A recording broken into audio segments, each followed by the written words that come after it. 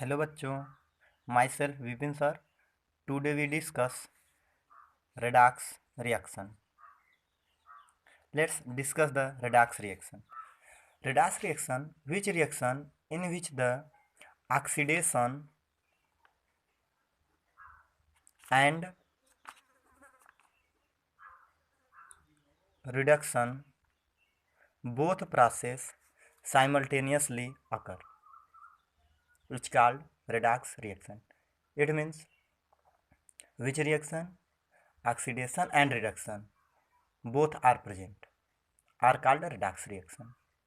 For example, CuSO4 plus Zn to form ZnSO4 plus Cu. In CuSO4, copper present in second state, Zn present in free state, then its oxidation state is 0. ZnSO4 in this zinc present in second state and copper present in 0 state in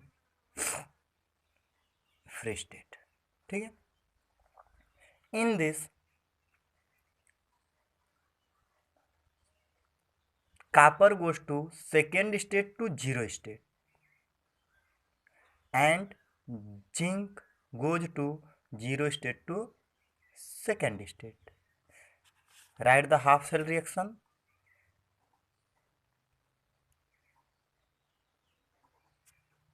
Half cell reaction, Cu double plus to Cu and Zn double plus to Zn to Zn double plus. Okay. In this,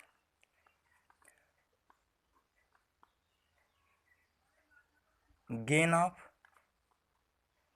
2 electron, in this loss of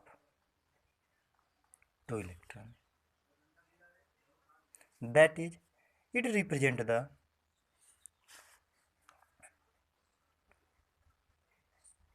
reduction and that is represent the oxidation. In this 2 electron transfer, then reduction, ये in this copper second state goes to copper 0 state. It means gain of electron. So gain of electron is called reduction. It means definition of reduction are the gain of electron are known reduction and loss of electron are known oxidation. In basic definition, loss the hydrogen atom is called oxidation and gain the oxygen atom is called reduction.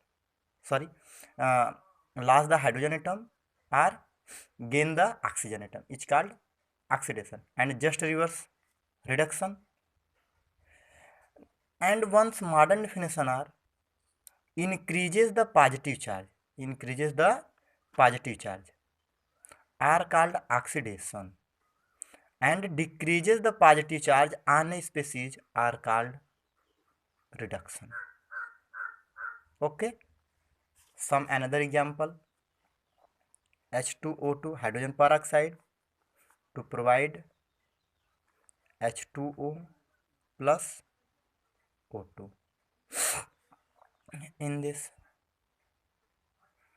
according to valency, this and this. Okay.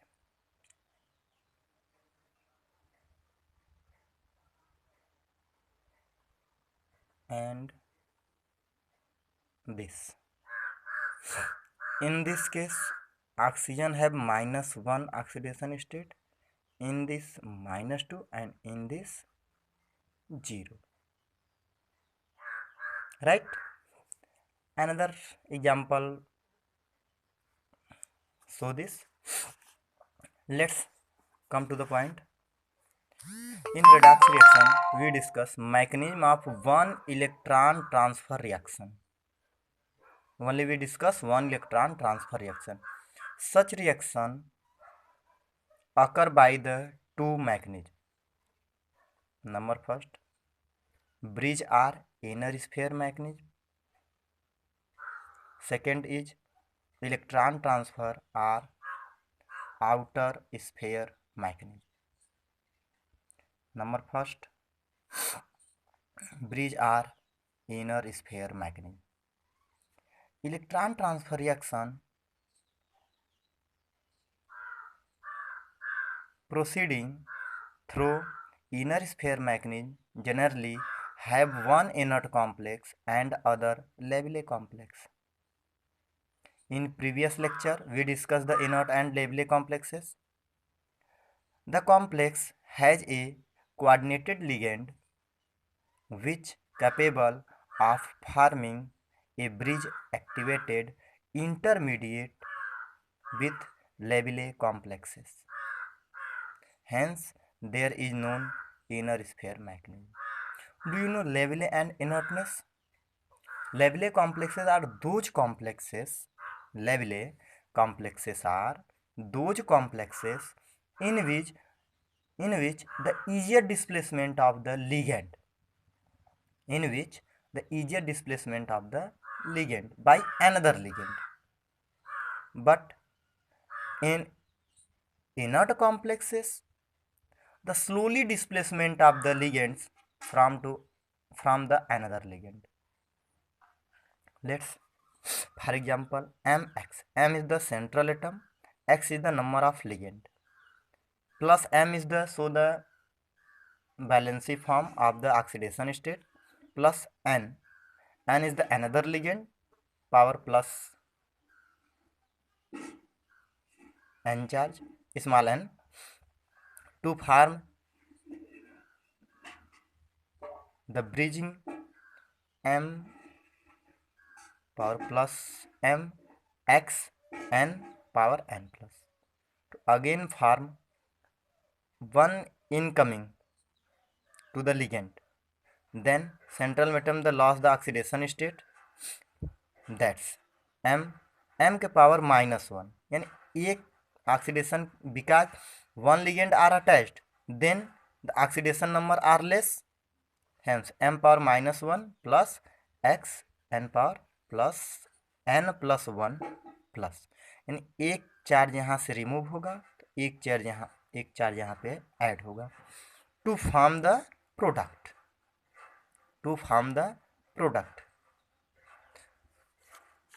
And explaining some examples.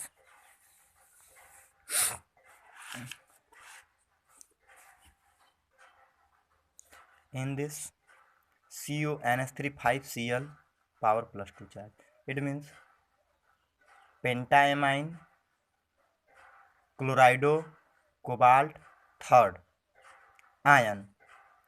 This is the oxidant and low spin. It means inert. Low spin means inert. Already you know low spin complexes and high spin complexes. When a central atom attached to the strong field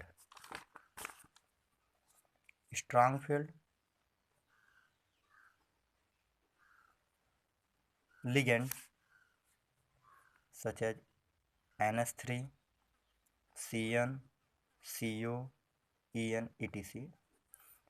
En, etc. When the metal or central metal atom attached to the strong field ligand to form low spin complexes, and high spin complexes. High spin, it means the central metal atom attached to the weak field ligand.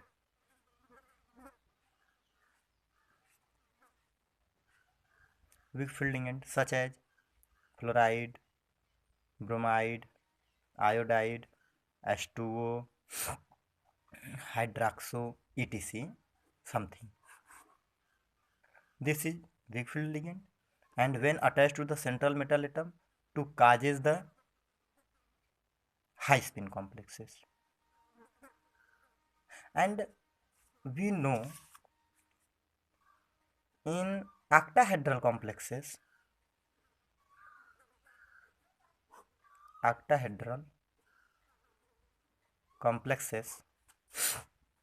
example Ml6 plus minus n. Plus minus n show the oxidation state of the central metal atom with ligands. Ligands depends upon two types, weak field and strong field. If ligands are weak field in octahedral complexes, then then follow the sp3d2r. This is the actual configuration. R in general case ns np3 and d2 configuration,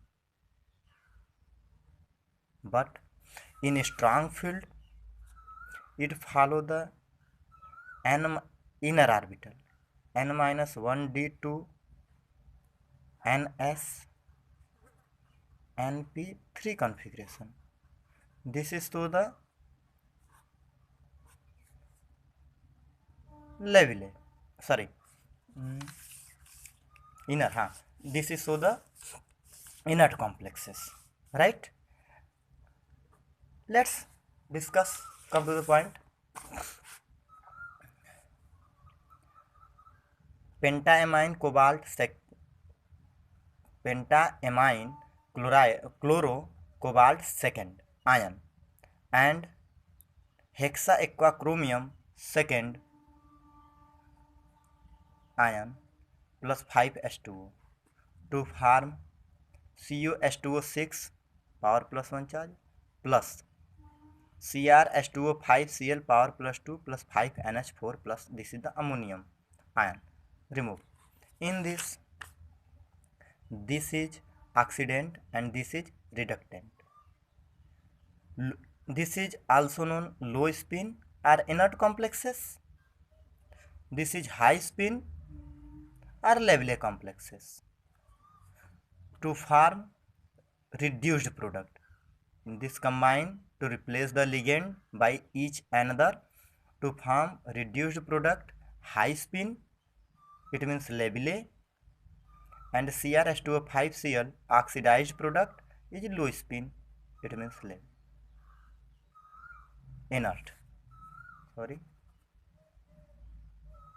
complexes.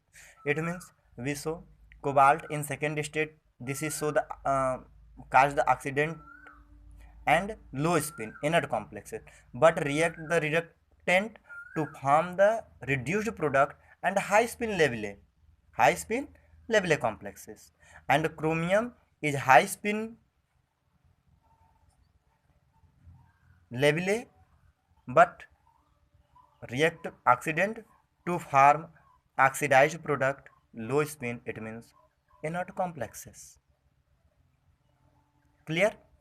Next, note, after electron transfer the labile complex on example CrH2O6 power plus 2 becomes inert to substitution and the inert complexes ion, example CuNH3 5Cl plus 2 charge become labile. It means this is inert after electron transfer के पहले जो inert है वह electron transfer के बाद लेविले हो जाएगा, और जो लेविले है वह इलेक्ट्रॉन ट्रांसफर के बाद क्या हो जाएगा, इनर्ट हो जाएगा. जैसे यहाँ पे this is inert complexes but electron transfer के बाद दिस इज लेविले कॉम्प्लेक्सेस, और दिस कॉम्प्लेक्स इज लेविले but one electron transfer, this is caused inert complexes. Then notes समझ में आया कि आफ्टर इलेक्ट्रॉन ट्रांसफर जो कॉम्प्लेक्स लेविले है वह इनर्ट हो जाएगा और जो इनर्ट कॉम्प्लेक्सेस है वह क्या हो जाएगा, लेविले हो जाएगा। It is clear.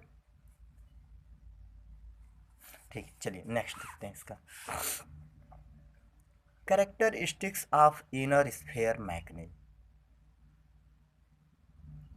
Number first, one complex should be inert and other should be लेविले। तो पहला पॉइंट क्लियर हुआ, one complex should be inert and the other complex should be लेविले। इसका मतलब वन इलेक्ट्रॉन ट्रांसफर रिएक्शन में यदि हम इनर स्फीयर मैकेनिज्म की बात करते हैं तो उसमें एक कॉम्प्लेक्स इनर्ट होना चाहिए और दूसरा लेविले होना चाहिए, ये मस्ट है।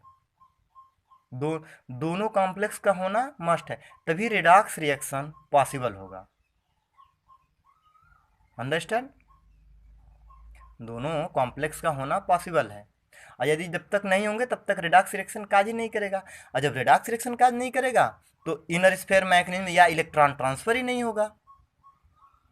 Clear. Second, the rate of electron transfer also increases with increases in nucleophilic character of the bridging ligand. It means the rate of electron transfer also increases, यानी इलेक्ट्रॉन ट्रांसफर इंक्रीज करेगा कब, जब nucleophilic character of bridging ligand increase करेगा। इसका मतलब जब nucleophilic character of bridging ligand, जब bridging ligand का न्यूक्लियोफिलिक कैरेक्टर इंक्रीज करेगा तो इलेक्ट्रॉन ट्रांसफर रेट भी क्या होगा, इंक्रीज होगा। ओके, चलिए देखते हैं next. The rate of the electron transfer increases if the bridging ligand has unsaturated or conjugation in its structure। ठीक है, तो third is the rate of electron transfer. It means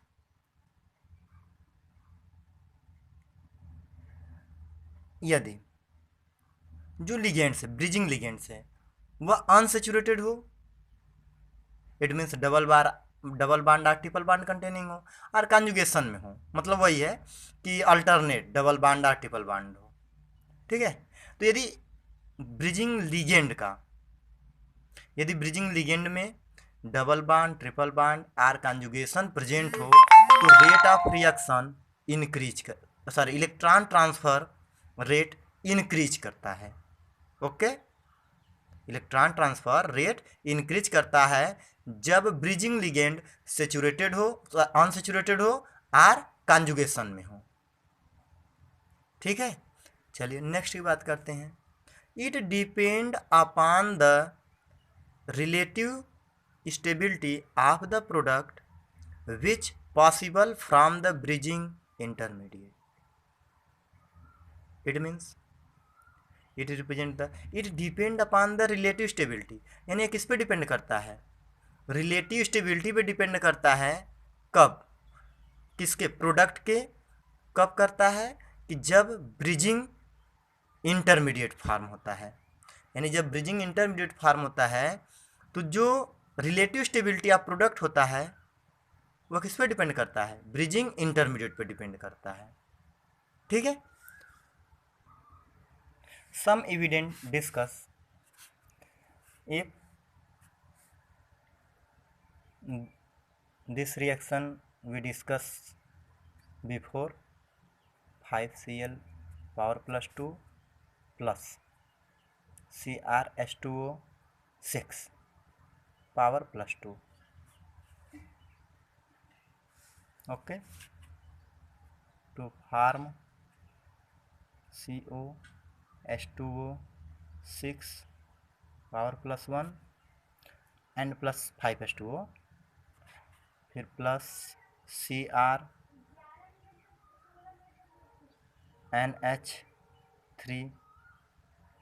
5Cl plus 2 charge plus 5NH4 plus.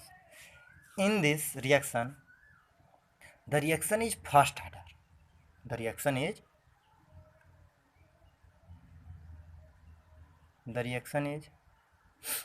first order. First order with respect to oxidant and reductants. Okay, that is the rate of reaction. The rate of reaction क्या होगा? तो we know the rate of reaction directly proportional to the concentration of the reactant. In this and this कि CONH3 5 Cl power plus 2 plus into CrH2O6 power plus 2. Okay, it means also we write oxidant into reductant. Okay, we know this oxidant and reductant. Okay, चलिए अब similar example another भी इसमें represent कर सकते हैं, maximum examples हैं। जैसे और एग्जाम्पल हम डिस्कस कर लेते हैं, CONH3 5x power plus 2। Okay, फिर देखिए plus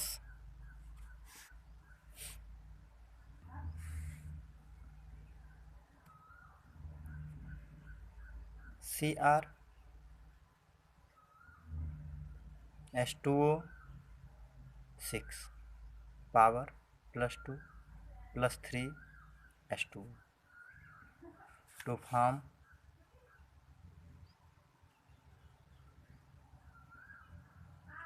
COH2O6 plus CrH2O5x power plus 2 plus 5NH4 plus. In this cobalt third state, in this cobalt second state, in this chromium second state और in this chromium third state. तो already understand cobalt in third state to second state, it means reduction chromium second state to chromium third state, it means oxidation, it means loss of electron, और +3 से +2 हुआ तो gain of electron. It is clear. चलिए, where x equal to कोई भी group हो सकता है, एनी ग्रुप, एग्जाम्पल में fluorine, chlorine, bromine, right, iodine, SO4 double minus, SO4 double minus, NCS, N3 minus,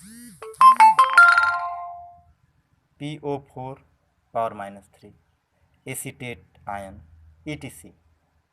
it means x कोई भी group हो सकता है, कोई भी नेगेटिव ग्रुप जितने यहाँ पे राइट हैं। तो in this to find the rate of reaction, this is also so the first order reaction with respect to oxidant and reductant, with respect to this is oxidant, this is reductant, this is oxidant. In this reaction the rate of reaction directly proportional oxidant and reductant. Okay, oxidant and reductant. This is equal to K. K is the rate constant. Oxidant. Oxidant क्या है? CO NH3 5X power plus 2. And reductant क्या है? Chromium H2O 6 power plus 2 charge. Okay, this oxidant, this is reductant. It is clear? Some inner sphere mechanism reaction are also known in which no ligand transfer takes place. In which no ligand transfer takes place. For example, this is note कि some inner sphere mechanism reaction also known in which no ligand transfer takes place. इसमें अभी तक हम लोग पढ़ें कि जितने भी दो एग्जाम्पल प्रोवाइड किए, एक ये और एक ये, इन दोनों में इलेक्ट्रॉन ट्रांसफर हो रहा है, राइट. 1 इलेक्ट्रॉन ट्रांसफर भी है, ऑक्सीडेंट एंड रिडक्टेंट भी है. तो इनमें नंबर्स ऑफ लिगेंड ट्रांसफर हो रहे हैं, नंबर्स ऑफ लिगेंड्स ट्रांसफर हो रहे हैं. Okay, but one is cobalt EDTA. It means ethylene diamine tetracetate. This is hexadentate ligand. This is hexadentate ligand. It means this is 6 lone pair are donated to central metal atom, right? Alone, these ligands alone give the 6 lone pair are donate the 6 lone pair and form the 6 coordinate bond to cobalt. This is present in second state. It means ethylene diamine tetraacetate cobalt second आए, ठीक, plus CN6 power -3 arrow indication.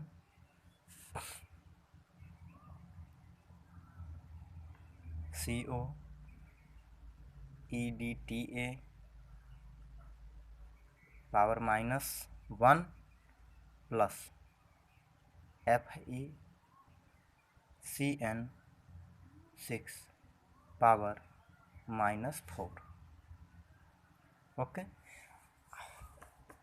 in this we discuss, अभी explain किए कि some inner sphere mechanism reaction are also known in which no ligand transfer takes place. No ligand transfer takes place. Example this and this. Cobalt or iron is the central atom to form this and this. It means only electron transfer but ligand are no change. Cobalt EDTA ligands cobalt के साथ coordinate bond formation करा और cyanide ions iron के साथ bond formation करा. Iron third state में है और कोबाल्ट सेकेंड स्टेट में है.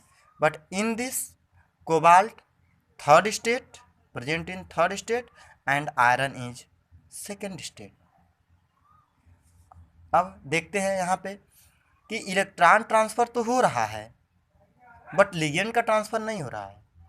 अभी हमने पहले क्या पढ़ा, इसके पहले हम एक्सप्लेन किए थे दो रिएक्शन में कि जितने भी इनर स्फीयर मैकेनिज्म है उसमें वह रेडॉक्स मतलब एक लेवले होना चाहिए और दूसरा इनर्ट होना चाहिए. दोनों कॉम्प्लेक्स लेवले और इनर्ट होना चाहिए. और इसका मतलब क्या है कि दोनों में इलेक्ट्रॉन ट्रांसफ़र पॉसिबल हो, दोनों में इलेक्ट्रॉन ट्रांसफ़र पॉसिबल हो.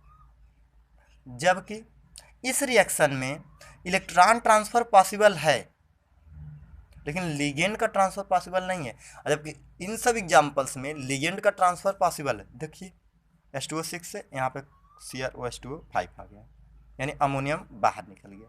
इसका मतलब क्या आ रहा कि इनर स्फीयर मैकेनिज्म कहता है कि इलेक्ट्रॉन ट्रांसफ़र के साथ साथ लिगेंड ट्रांसफ़र भी होता है और लिगेंड ट्रांसफ़र नहीं भी होता है। तो कुछ केस में लिगेंड और इलेक्ट्रॉन दोनों का ट्रांसफ़र होता है, बट कुछ केस में केवल इलेक्ट्रॉन का ही ट्रांसफ़र होता है। Okay, this is the evidence, मतलब डिफरेंट टाइप्स एग्जाम्पल्स थे। Okay, next let discuss mechanism of inner sphere. देख लेते हैं कैसे second to third, third to second होता है, राइट। तो रिएक्शन नोट करते हैं। CONH3 5 Cl power +2 plus Cr H2O6 power +2 to form H2O remove हो रहा है। जैसे रिएक्शन, अगर रिएक्शन है तो रिएक्शन का ये लिख देते हैं। चलिए देख लीजिए reaction. CONH3 5 Cl power +2 plus CrH2O6 power +2 plus 5H2O plus iron डोकेशन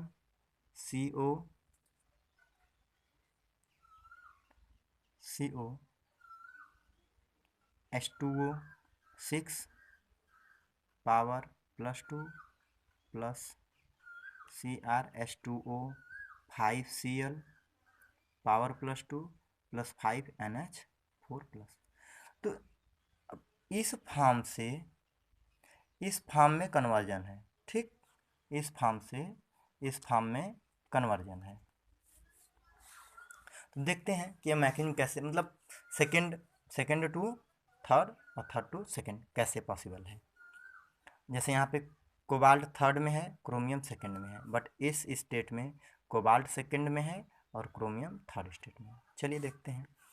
ले लिए ऑक्सीडेंट और रिडक्टेंट ले लिए, वाटर मॉलिक्यूल रिमूवल हो गया, तो यह फार्मेशन देगा एक्टिवेटेड ब्रिजिंग इंटरमीडिएट और वह बनेगा NH3 5, ठीक। COCl Cr H2O5 पावर +4, ठीक है। अब देखिए यह क्या करता है, क्रोमियम अपना इलेक्ट्रॉन ट्रांसफ़र करता है इसको, तो यह क्लोरीन अपना इलेक्ट्रॉन ट्रांसफ़र करता है कोबाल्ट को। तो यह जो फॉर्मेशन होता है वह एक्टिवेटेड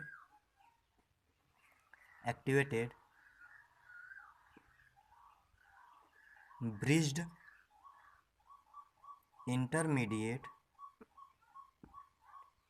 फर्स्ट बनता है। ओके, फिर अब बात करते हैं इलेक्ट्रॉन ट्रांसफ़र की। चलिए फिर electron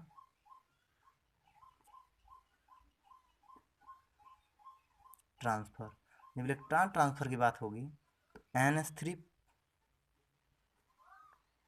5 CO Cl Cr H2O5 power +4। अभी देखिए यहाँ पे हम लोग देखें कि यह इसके साथ बांड फॉर्मेशन कर रहा है, तो इसको यह अपना इलेक्ट्रॉन, यानी इसके साथ पहले से बांड में था। यहाँ पे देखिए यह इसके साथ पहले से बांड में था, तो यहाँ पे जब यह अपना क्रोमियम इलेक्ट्रॉन क्लोरीन को देगा तो यह अब इसके साथ बांड फॉर्मेशन में आएगा और इसके साथ बांड ब्रेकिंग में आएगा। इट मीन्स बांड मेकिंग और बांड ब्रेकिंग। तो जब यहाँ से क्या हो जाएगा, बांड ये ब्रेक कर जाएगा, ठीक। जब बांड ब्रेक करेगा तो यह फॉर्मेशन देगा। फिर हम H2O को ऐड करेंगे इसके साथ, तो जब H2O को ऐड करेंगे तो CrH2O5Cl पावर +2 चार्ज, फिर प्लस बनाएगा CONH3 5H2O फॉर्मेशन देगा पावर +2 चार्ज में। अब अगेन यह लेंगे +5H2O प्लस, या हाइड्रोनियम आयन कर देते हैं, H3O कर देते हैं। चलिए S5H3O plus to form COH2O6 power +2 plus 5 NH4 plus. Okay, clear हुआ। अब देखिए यह यहाँ पे थर्ड स्टेट में था, अब यह मैकेनिज्म में चलते चलते यहाँ से फॉर्मेशन देते देते और आप देखिए यहाँ पे किस स्टेट में आ गया, सेकेंड स्टेट में आ गया। इसका नाम समझ रहे हैं कि जो hexa aqua chromium second complex iron loss 1 molecule of water readily, it means labile nature, to form the activated bridging intermediate in which chloride ion act as a bridge between chromium and cobalt. Chloride ion act as chromium and cobalt. Okay, two coordinate sphere, right? It is clear? चलिए, this topic is closed and we discuss next direct electron, second point, direct electron transfer R outer sphere mechanism. अभी तक हम लोग inner sphere mechanism पढ़े थे, अब हम लोग नेक्स्ट वीडियो में डिस्कस करेंगे आउटर स्फीयर मैकेनिज्म। ओके बच्चों।